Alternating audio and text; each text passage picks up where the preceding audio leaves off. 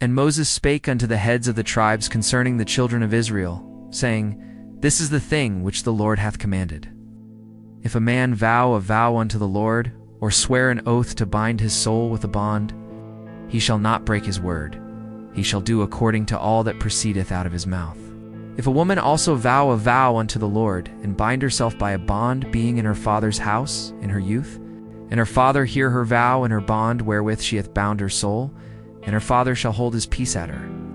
then all her vows shall stand, and every bond wherewith she hath bound her soul shall stand. But if her father disallow her in the day that he heareth, not any of her vows or of her bonds wherewith she hath bound her soul shall stand, and the Lord shall forgive her, because her father disallowed her. And if she had it all an husband, when she vowed or uttered aught out of her lips, wherewith she bound her soul, and her husband heard it, and held his peace at her in the day that he heard it, then her vows shall stand, and her bonds wherewith she bound her soul shall stand. But if her husband disallowed her on the day that he heard it, then he shall make her vow which she vowed, and that which she uttered with her lips, wherewith she bound her soul of none effect, and the Lord shall forgive her. But every vow of a widow, and of her that is divorced, wherewith they have bound their souls, shall stand against her.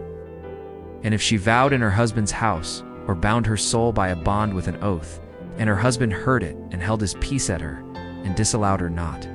then all her vows shall stand, every bond wherewith she bound her soul shall stand. But if her husband hath utterly made them void on the day he heard them, then whatsoever proceeded out of her lips concerning her vows or concerning the bond of her soul shall not stand. Her husband hath made them void, and the Lord shall forgive her. Every vow and every binding oath to afflict the soul, her husband may establish it, or her husband may make it void.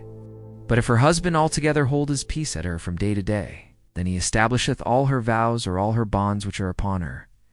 He confirmeth them because he held his peace at her in the day that he heard them. But if he shall in any ways make them void after that he hath heard them, then he shall bear her iniquity.